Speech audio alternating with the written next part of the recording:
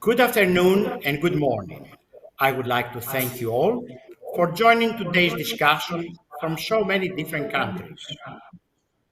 The climate crisis is a global challenge which requires urgent global action. Unchecked climate change will produce devastating effects for our planet, the environment, and the people's well being. The consensus is clear. There is a pressing existential need to limit global warming to 1.5 Celsius degrees relative to pre-industrial levels.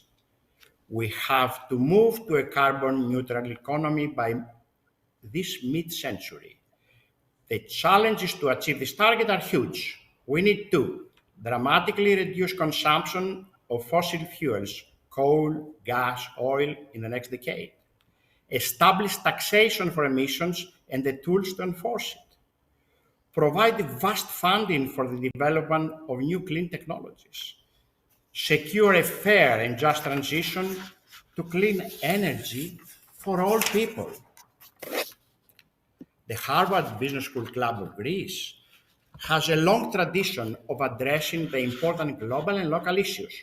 We have invited to this panel today some of the world's leading personalities on climate change, statesmen, policymakers, and scholars to discuss these issues on a national, European, and global level.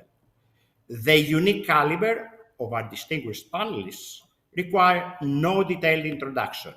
The Prime Minister of Greece, Kyriakos Mitsotakis, the Managing Director of the International Monetary Fund, Kristalina Georgieva, the Executive Vice President of the European Commission, Frans Timmermans, the Head of the UN Sustainable Network, Professor Sachs. Being the moderator, I will be asking the relevant questions and seeking your penetrating answers. Starting with Prime Minister Kyriakos Mitsotakis. Prime Minister, you have been a leading voice for reducing greenhouse emissions in Europe and for the decarbonization in Greece. What is your vision for Greece's energy transition? Which specific actions do you prioritize in order to achieve the 55% emissions reduction by 2030 and net zero by 2050? How do you plan to finance this energy transition that requires these substantial resources? Stelios, first of all, thank you for inviting me to join this very distinguished panel. It's a pleasure to see you all. And let me start by congratulating Frans Timmermans on his leadership and his visionary goal setting on behalf of the European Union. Greece supported from the very beginning the ambitious targets set by the European Union, by the Commission, the Fit for 55 agenda, and of course the goal to achieve climate neutrality by 2050. And I think we've been taking the leadership on various fronts and coming up with a concrete plan on how we can actually achieve these ambitious goals. Our number one priority, Stelios, was to completely reconfigure our power generating sector. And 2 years ago, before the discussion at COP, which focused around coal, we had already taken the decision to phase out all our lignite electricity plants, the latest by 2028, which was an ambitious decision at the time. A lot of people accused us of taking the decision prematurely. It actually allowed us to be leaders when it comes to developing just transition policies.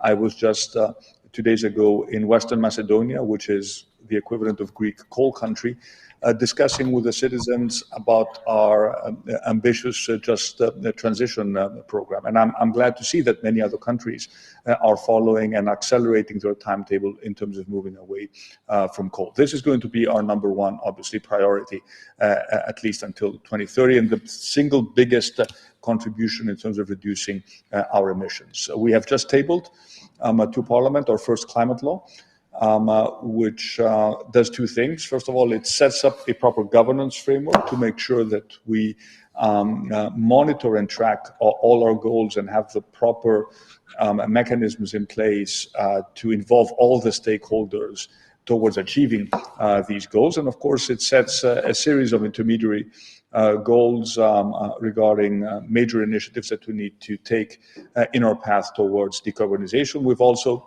taken the decision to establish another intermediary goal to reduce emissions by 80% by 2040 in order to have a better visibility in terms of our long-term policies. You asked a question about financing, which of course is one of the big challenges when it comes to the green transition. Let me make two quick comments. First of all, I think that the RRF was a milestone in the process of European integration.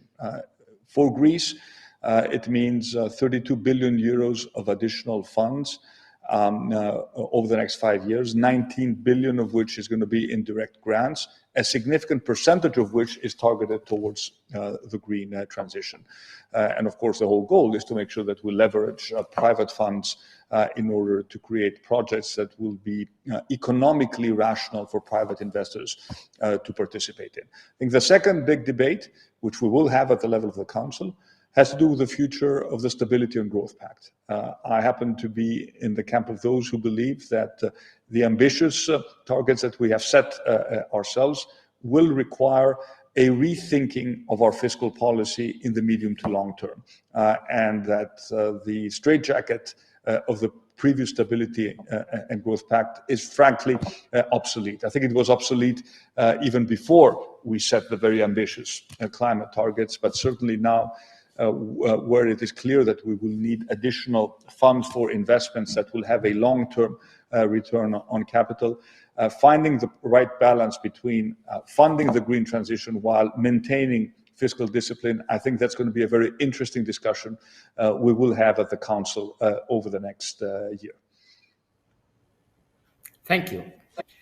Managing Director, the crucial public good of reducing large-scale emissions requires a major intensification of global mitigation efforts, especially in order to achieve the 1.5 Celsius global warming. How do you envision the role of such an important international institution like the International Monetary Fund in supporting these climate targets and helping to implement the policy decisions? Thank you very much for having me on this panel. Bravo to the European Union, bravo to Greece. You have been leading the world on this most important transformation. We had not only have to do, but do it in accelerated mode. The IMF has a clear mandate, and it is to care about macroeconomic financial stability, growth, and employment.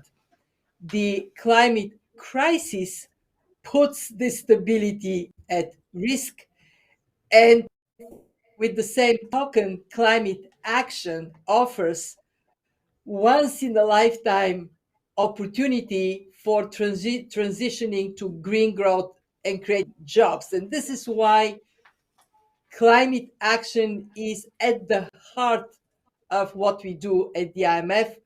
We have adopted a strategy that defines what our contribution can and must be, and it consists of 4 elements. 1, bring climate, and especially mitigation for high-emitting countries, adaptation to vulnerable countries, into our regular assessment of the well-being of the economy. The technical term is Article 4 consultations, and make sure that policymakers are integrating experience from elsewhere into their own policy framework. And I'm very pleased to say that out of the 20 large emitters, already 12 are engaged with the fund into that Article 4 countries like China or UK. My second point is that with huge role on financial stability, we produce the financial assessment reports again on a regular basis. Very clearly, climate-related risks have gone up, both physical risks from weather events and transition risks. We are bringing into this assessment the professional contribution of the IMF. If you recall, the IMF invented stress testing some 2 decades ago. We are now working with the Network on Greening the Financial System to bring climate stress testing into the work we do. 3, data. Good data means good decision making. Climate data must be part of macroeconomic data. And we have now moved in that direction very strongly. So again, both private sector and policymakers can be well informed. And last but not least, we are a financial institution.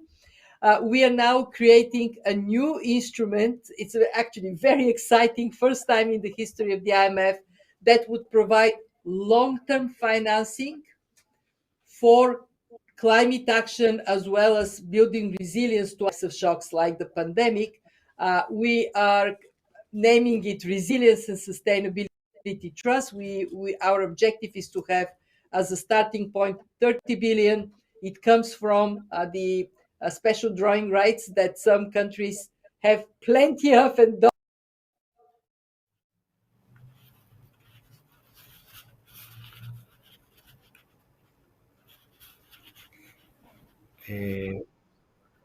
Okay.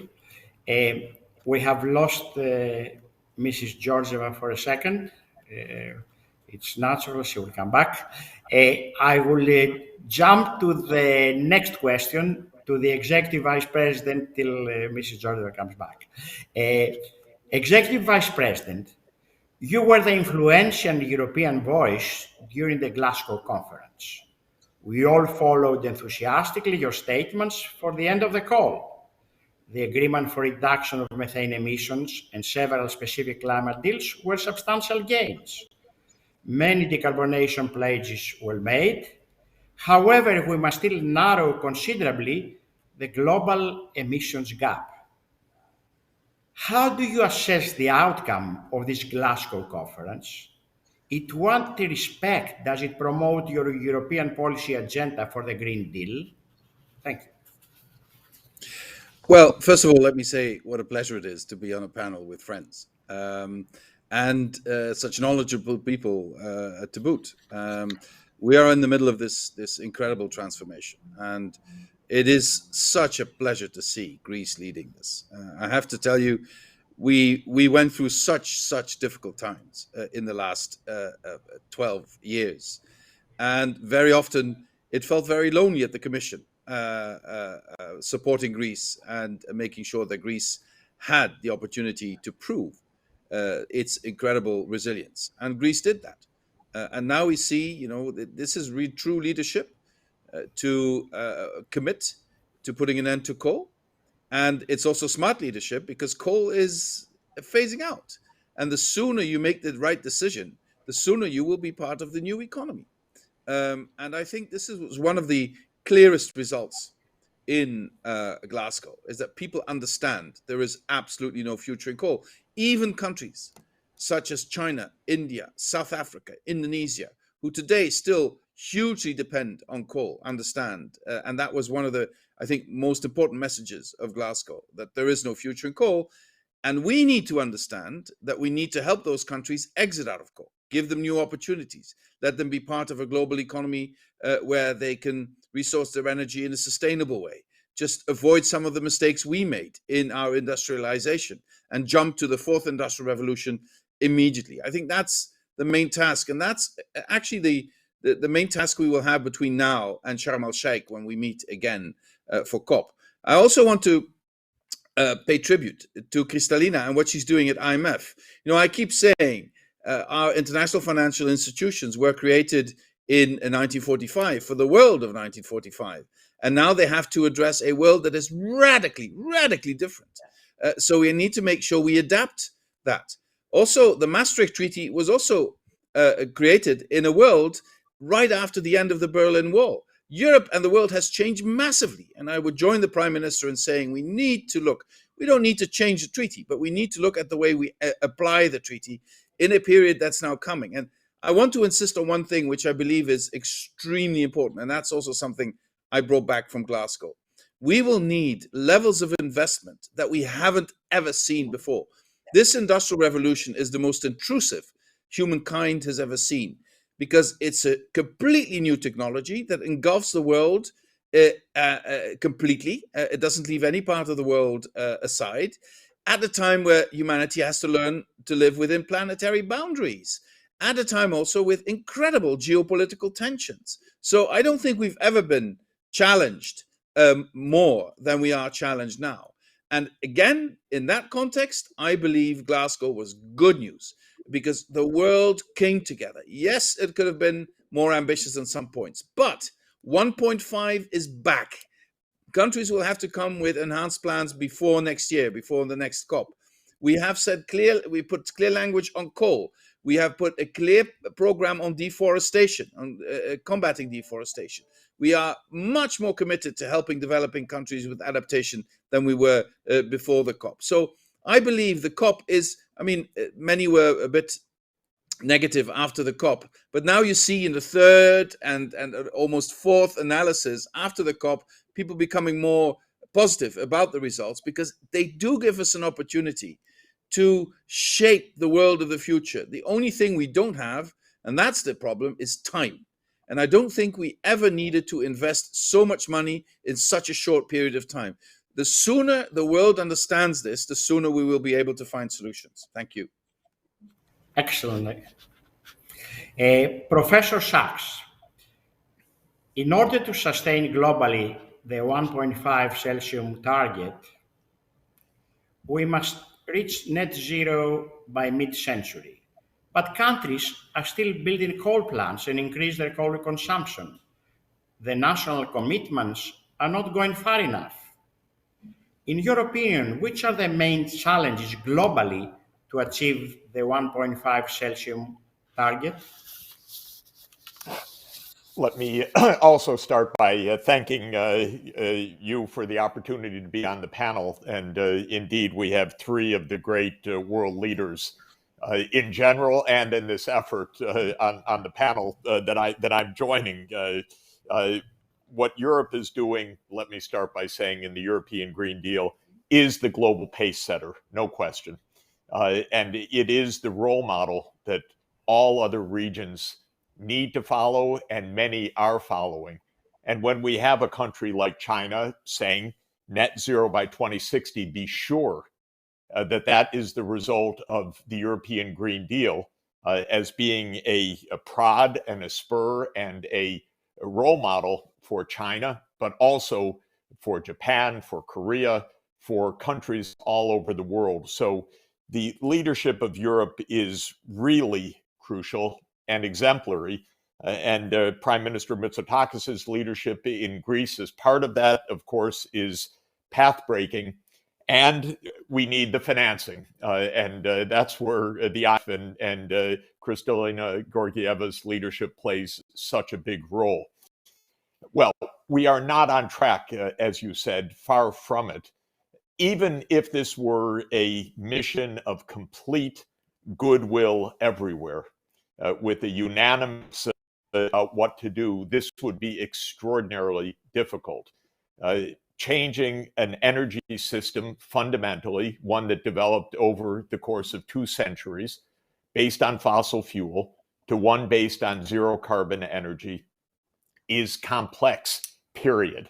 And to keep the world economy going and moving forward at the same time as this transformation is being accomplished is a huge intellectual, conceptual, political, organizational, managerial, financial investment challenge. That's a starting point. Second point, it's not only the energy sector, it's also land use that is a critical component of success. We know that the land use sectors, agriculture, forestry, and related sectors account for up to a third of all greenhouse gases, carbon dioxide from deforestation, methane, nitrous oxide, and the like. So there's a tremendous need for land use change as well. The European Green Deal recognizes that in the Farm to Fork program, because the European Green Deal is the holistic model, indeed. Circular economy, decarbonization, farm to fork, sustainable land use. That's why it's such a powerful role model. Having said all of that, this is not a world of goodwill in general. This is a very divided world. It's filled with antiquated incentives, systems of greed. It's a general principle that wherever there are fossil fuels, there is a lot of politics involved and resistance to change. There's a big question of how these changes will affect geopolitics. There's also the fact, which I deplore, of the tensions between the US and China, which I view as completely unnecessary. And I attribute mainly. It's one of my questions. Yes? Later. It's one of my questions later. Okay, so we'll come back to that. But all of this is to say huge technical, practical challenges. And I'll make two quick observations. We need engineers in the forefront much more than they are right now. So this is one point that we can come back to, because this is to an important extent an engineering challenge.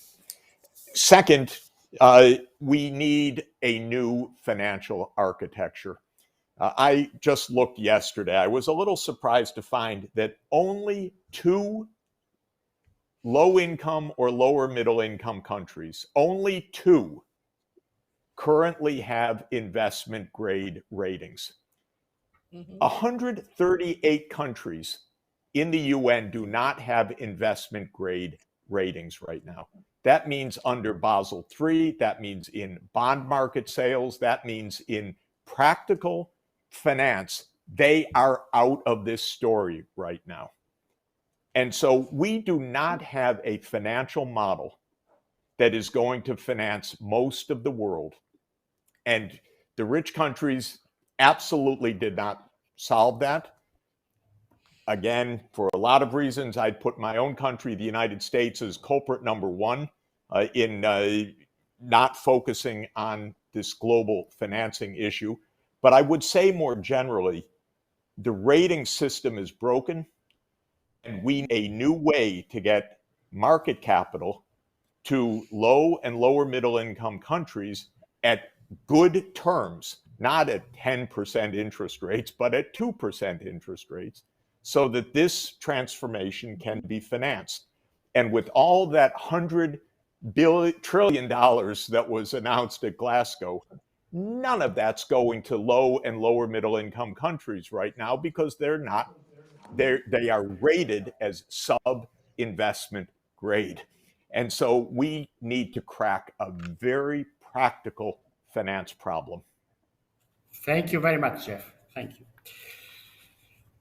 Prime Minister, the recent increases in gas and electricity prices might cause some time of popular dissatisfaction against the clean energy targets. These price increases could persist during the transition to cleaner energy. How are you going to safeguard your vision for a post-coal Greece, maintaining the achievements of decarbonization while also taking care of the society? Well, that's a difficult question, and it doesn't necessarily have an obvious answer. As we're moving away quickly from coal, we do recognize that natural gas has an important role to play as a transition fuel until we reach a penetration of renewables that is going to be very high. And of course, at the same time, until we solve the electricity storage issue and or build the necessary interconnections to have a totally fluid and liquid electricity market. So we've been hit hard by the increases in the prices of natural gas. And the question that we still probably have not answered is whether this is a one-off event or whether there are structural problems in terms of our electricity market. I know Frans thinks that the second is not the case.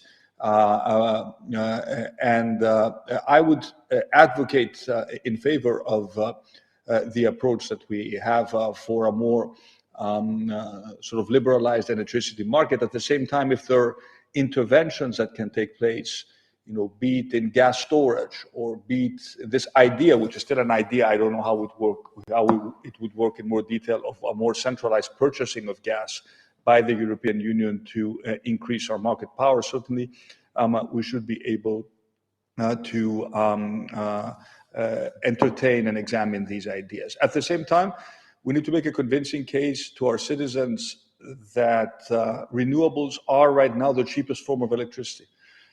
So the fact that the price of gas increases is not an argument to keep coal alive for longer. I constantly have to answer this question.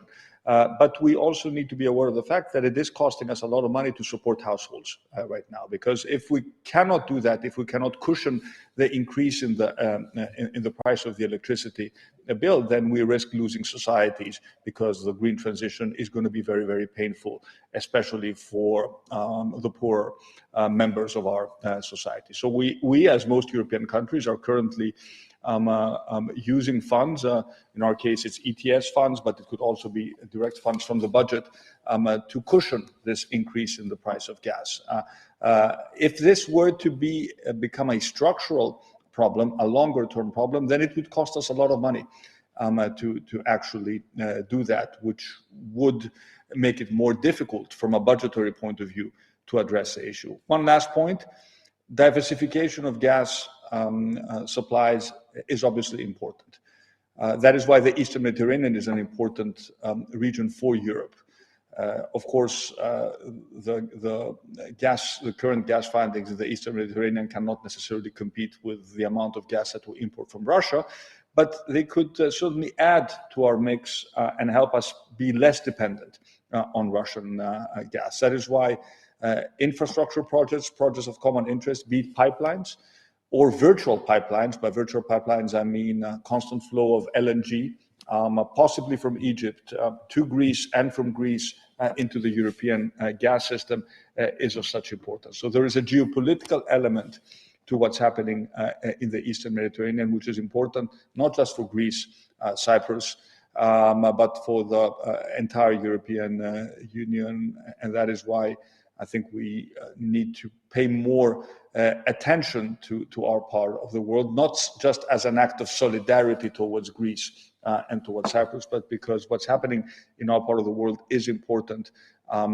for the long-term energy stability of Greece. For example, one last point, we plan to build an electricity interconnection with Egypt.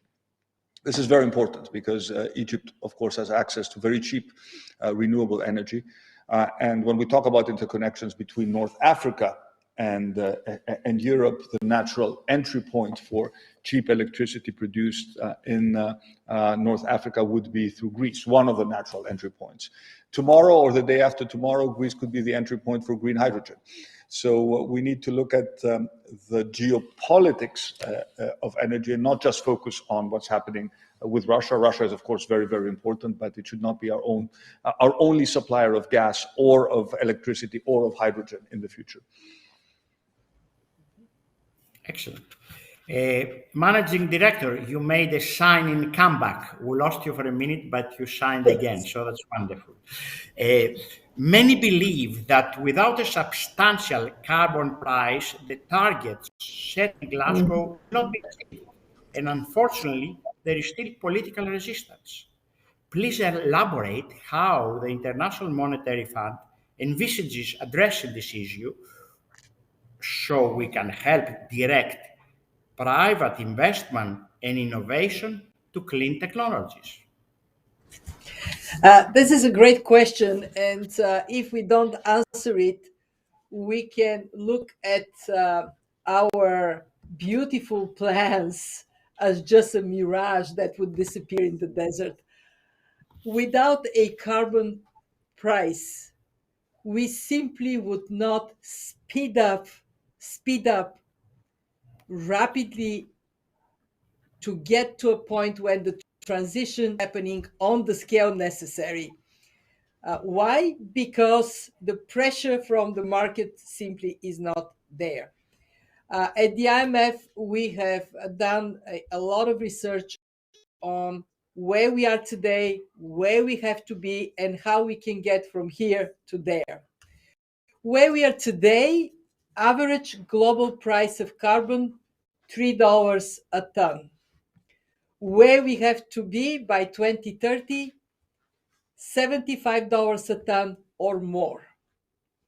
How can we get from here to there?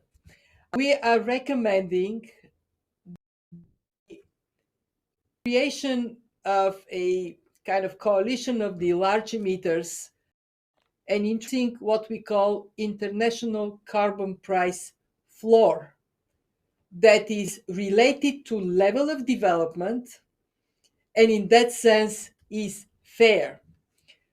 Richer countries will have a higher floor.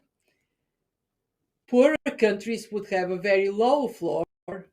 All that are in this category of large emitters join forces so we can accelerate this transition. We also recognize that while our economists, and actually this is a widely shared view, believe that the most efficient way to introduce carbon price is taxation.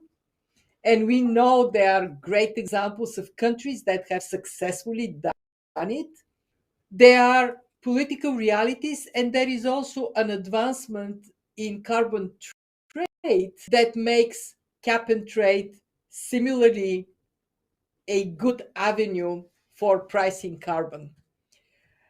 After a lot of discussions, we concluded that we should build the biggest possible tent and include not only tax and trade, but regulatory equivalency. In other words, if you have regulation that pushes the price, de facto, the price of carbon up, then that equivalency can be counted.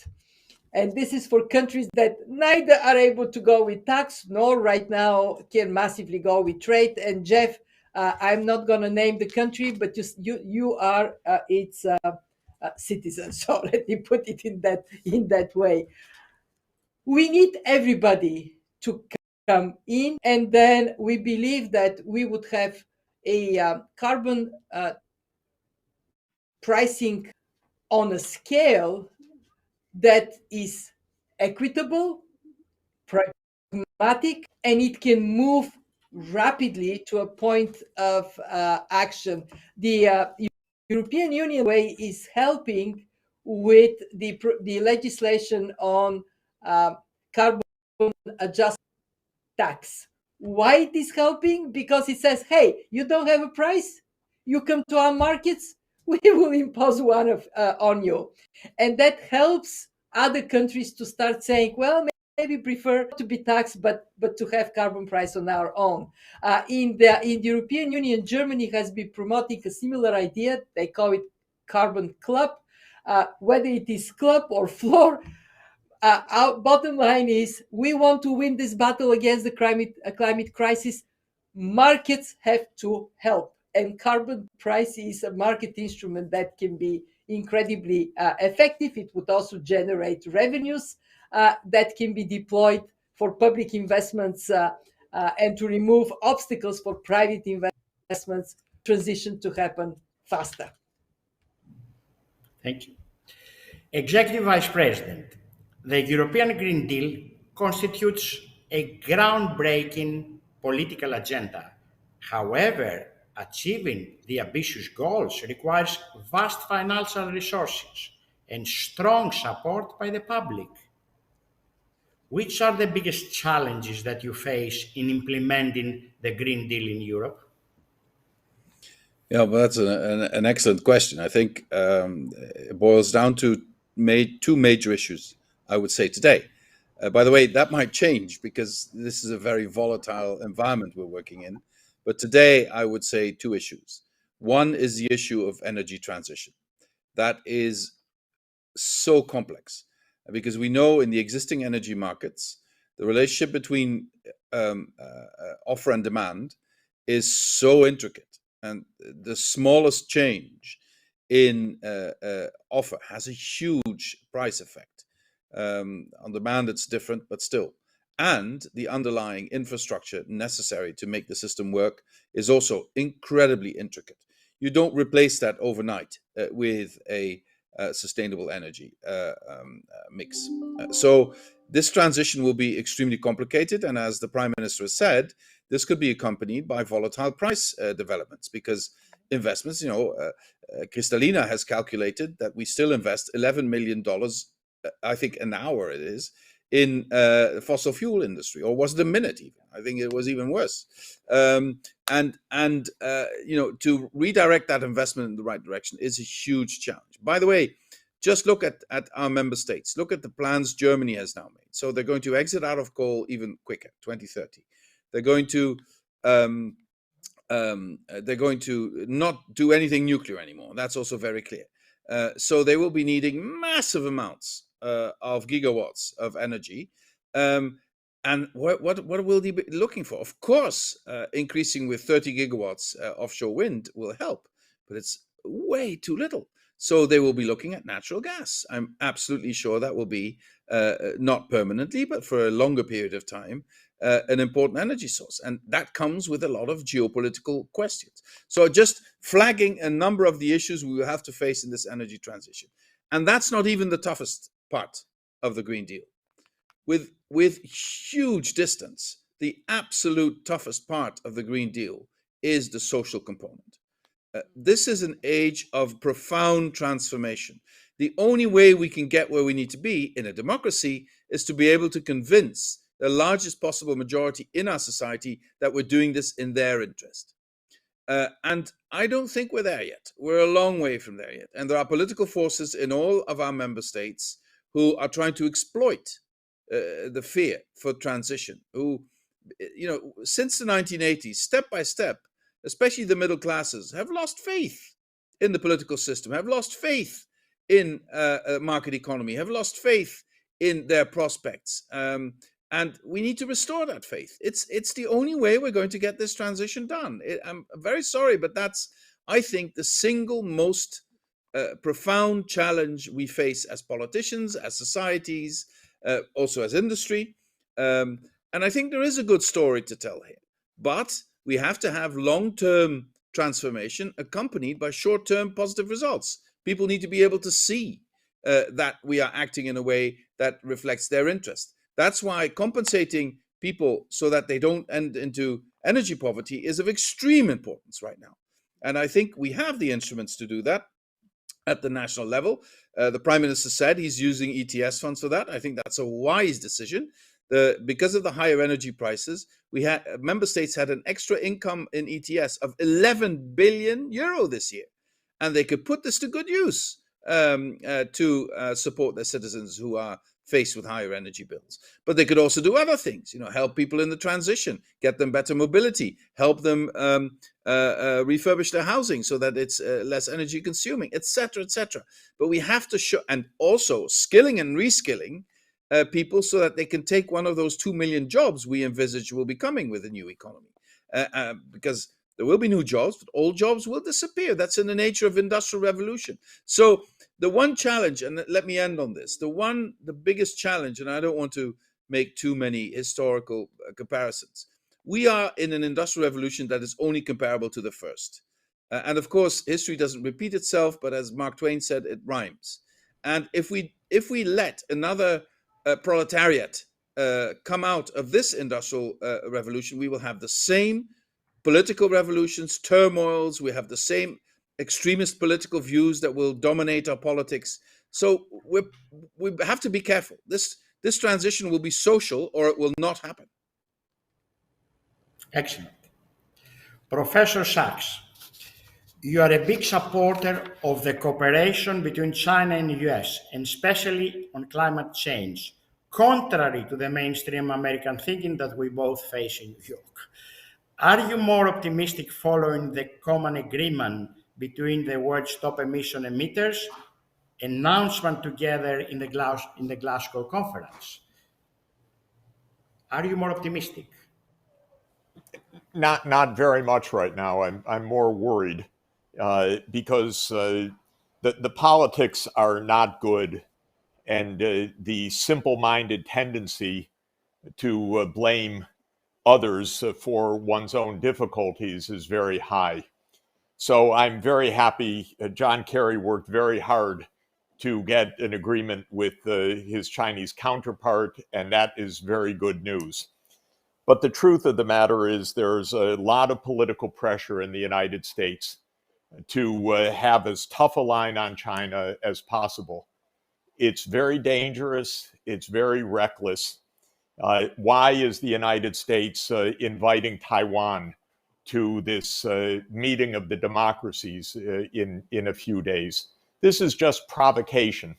Why are we trying to turn up the temperature on all of this?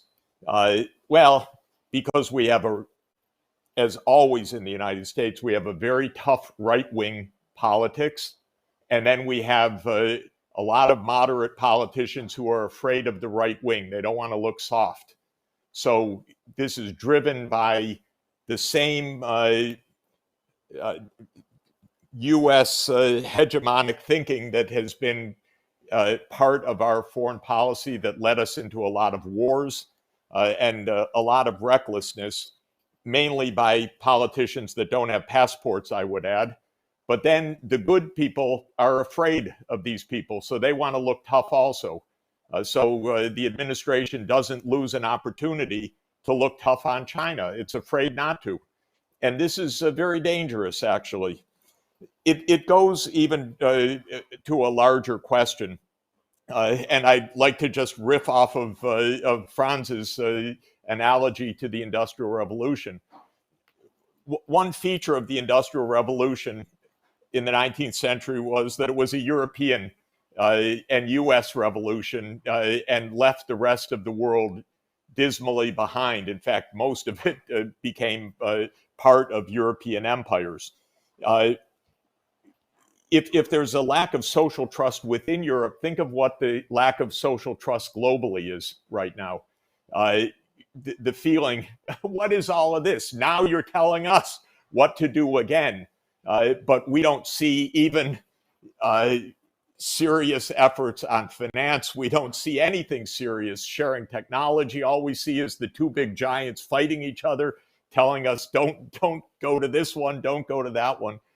The lack of distrust globally is enormous, and it was the real story of COP26 because look at China, I mean, and Japan. India. Look at India. India was the big force at COP26 that said, we barely want to talk about this. We don't believe this.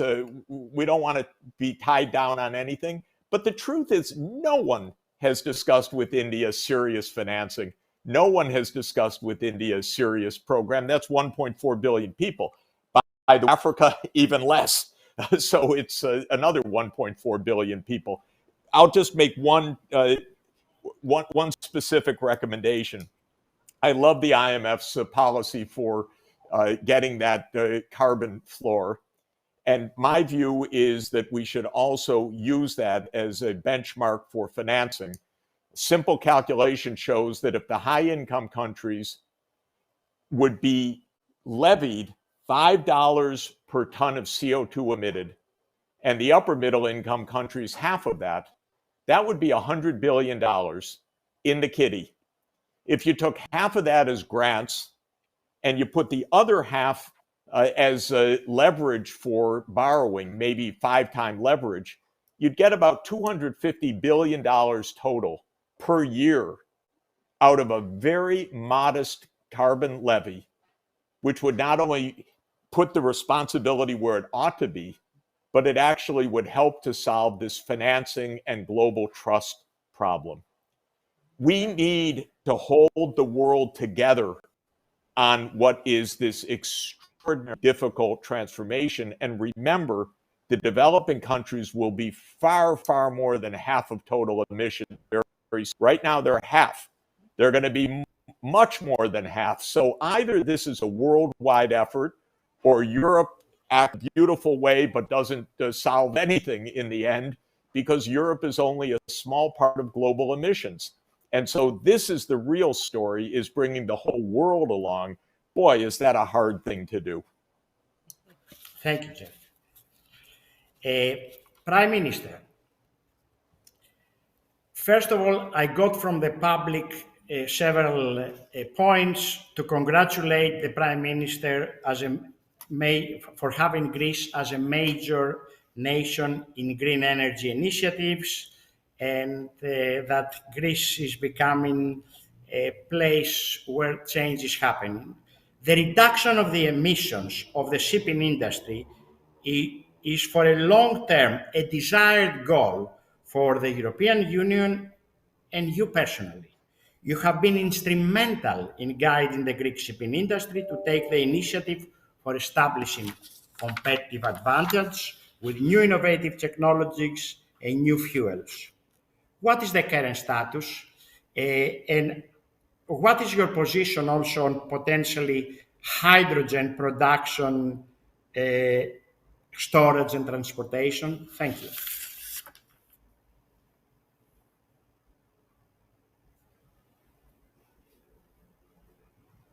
We can't Global hear shipping you. accounts. Yeah, can you hear me now? Yeah. Global shipping accounts for a little bit under 3% of global emissions. Yet almost 90% of goods are transported by sea, and it is not clear at present how shipping will effectively decarbonize. And that is why I think we need more resources and do more research in terms of the technologies available for the shipping industry to drive through the necessary changes to reduce the footprint of shipping in terms of global emissions. We've suggested of setting up an EU research center for alternative marine fuels and technologies. And I've also nudged Greek ship owners to be leaders rather than followers when it comes to the green transition, as we play an important part in the global shipping industry. But it is not yet clear which technology is going to dominate. And this is not just about ship owners, it's also about the developers of the technology. So it's about the big engine manufacturers, it's about the big shipyards. So we all need to work together and make sure that we do not undermine the competitiveness of European shipping in the process. Shipping, as by definition, a global industry, needs to be very sensitive to regulation that will compromise the competitiveness of European shipping companies. In principle, we've discussed the extension of the ETS scheme to shipping. We're not against that, but it should just happen in a way that makes sure that the revenues from the ETS are allocated in a just, in a proportionate manner. And I'm confident that we will find the solution to decarbonize shipping. It is just not clear at present what this solution will be. One very quick comment to follow up what Frans said in his previous intervention, because I think it is absolutely critical regarding the social cohesion of the green transition. I think it is very, very important in terms of our policies, at least those policies that are currently funded through innovative financial instruments such as the RRF, to make sure that the positive impacts of these policies are felt by as many citizens as possible. Let me just give you one example. Retrofitting buildings, in my mind, is one of those policies which are a win-win for everyone. It reduces footprint, it reduces the energy bill of buildings, it creates lots of jobs, it supports local industry. So let's make sure that we give our citizens tangible results of projects that have a positive NPV without requiring significant additional financing in order to make sure that we get them on board. If this is just an elite project,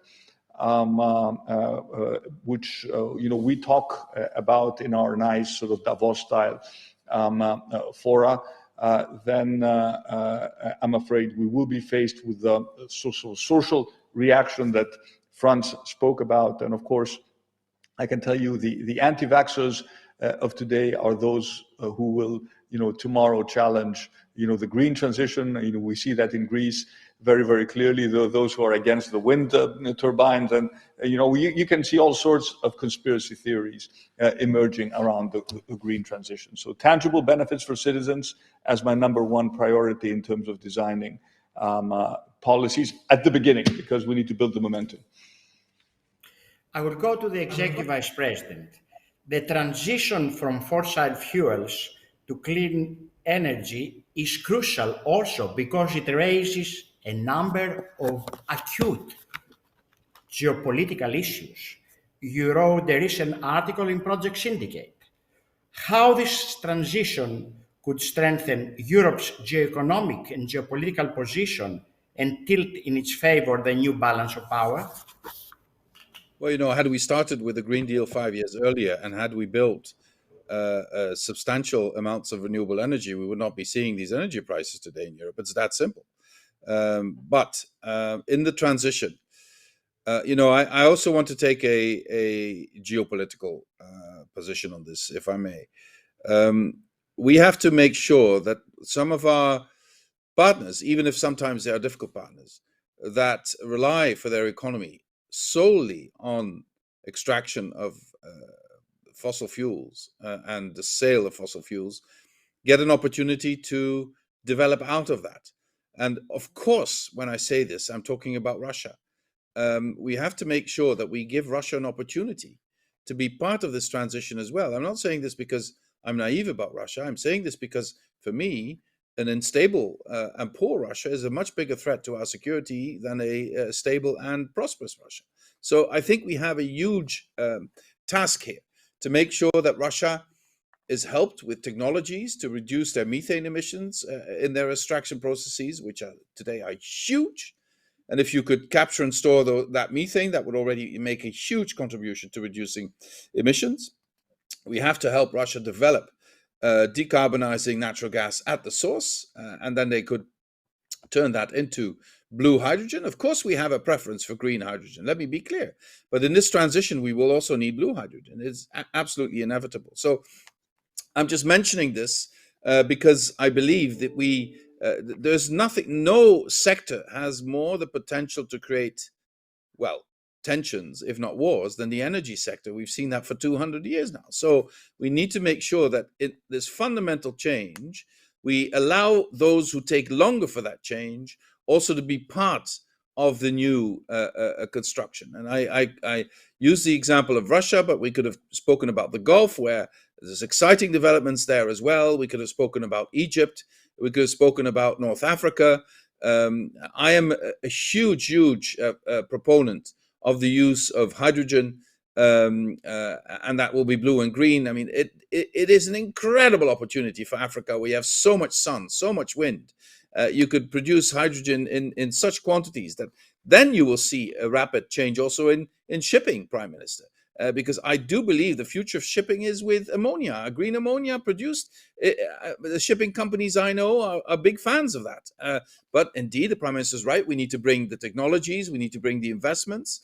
So this energy transition should be also inclusive. And even with our competitors or our rivals or people who today use their energy to, in a sense, blackmail us, we need to understand that they will be part of our future as well. Russia's going nowhere. It will still be in Europe. So I thought I'd take, in answering your question, a bit more of a geopolitical view, because I believe we have to be very, very realistic about this.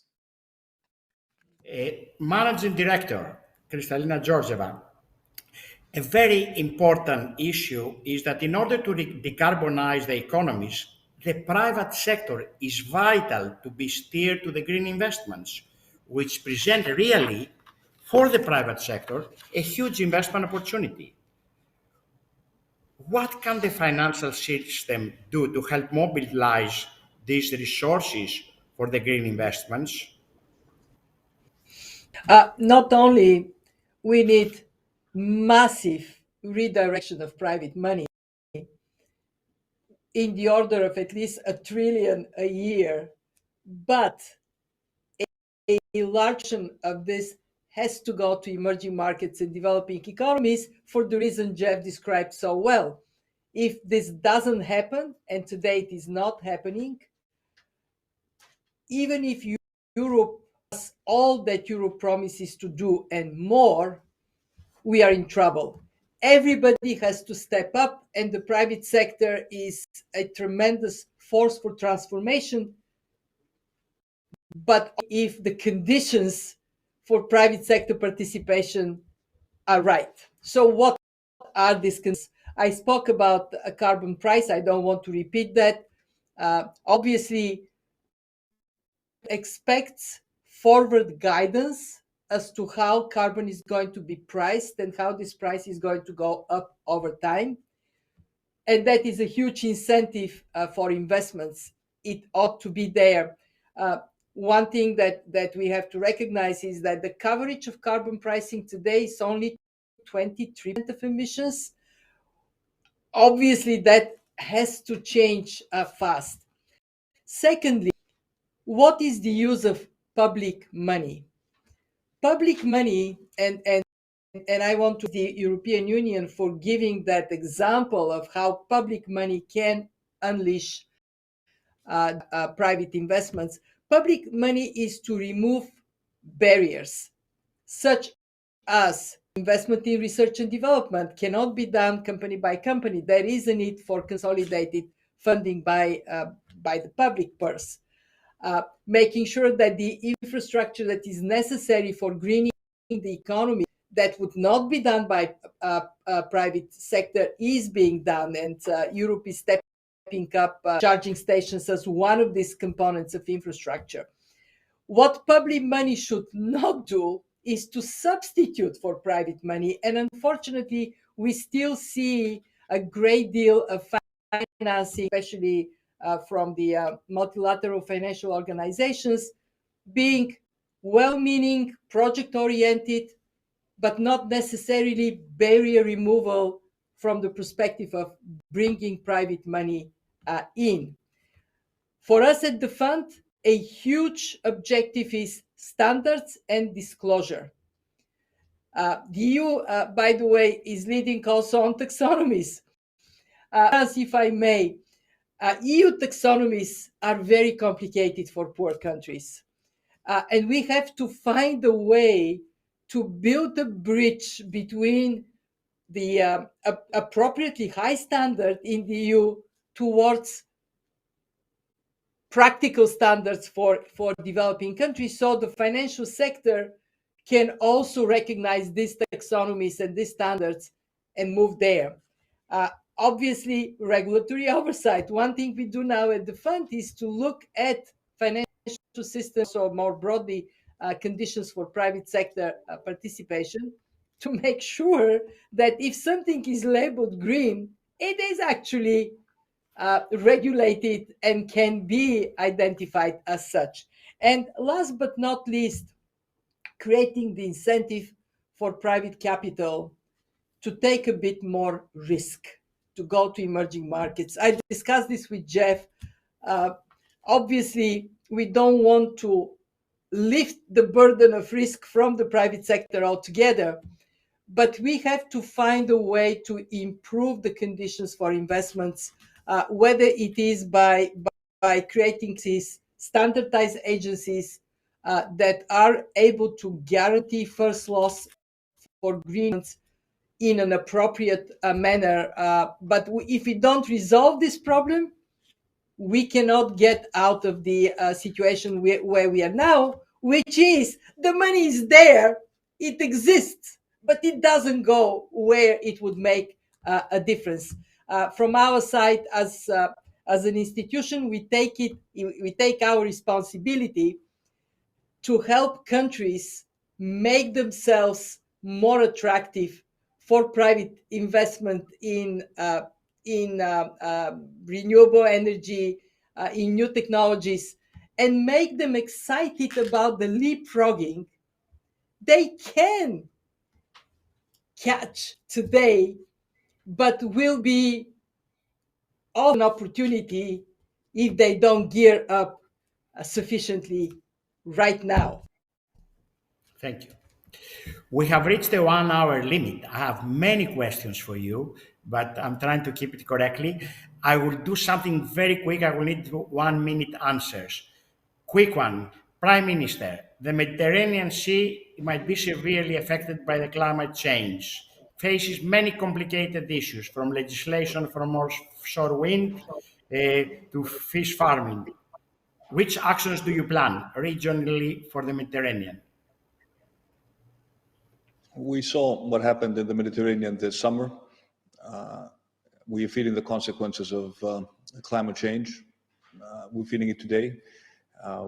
Wildfires, floods, extreme weather events, they've become the norm rather than the exception. We've set up a ministry for civil protection and climate crisis to coordinate our policies.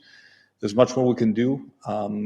Vice President, at the level of coordinating our responses regarding civil protection, our number one duty to our citizens, towards our citizens, is to protect their lives and their livelihoods.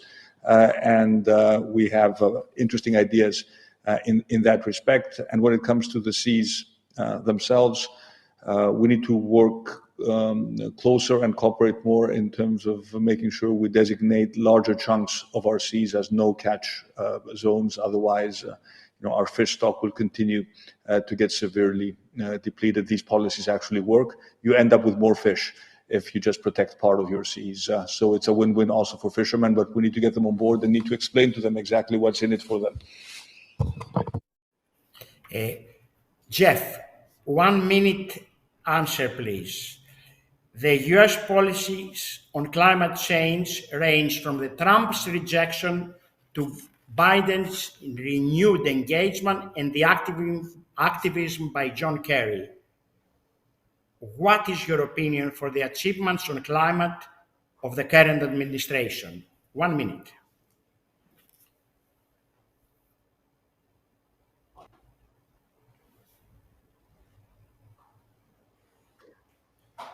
The administration is properly oriented, but so far has not been able to pass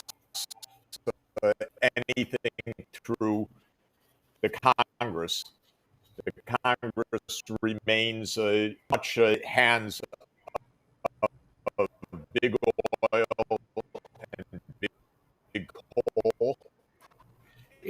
Significant Jeff, piece of climate legislation in 30 years.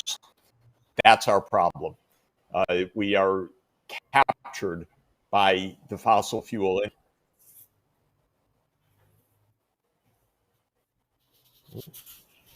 Okay.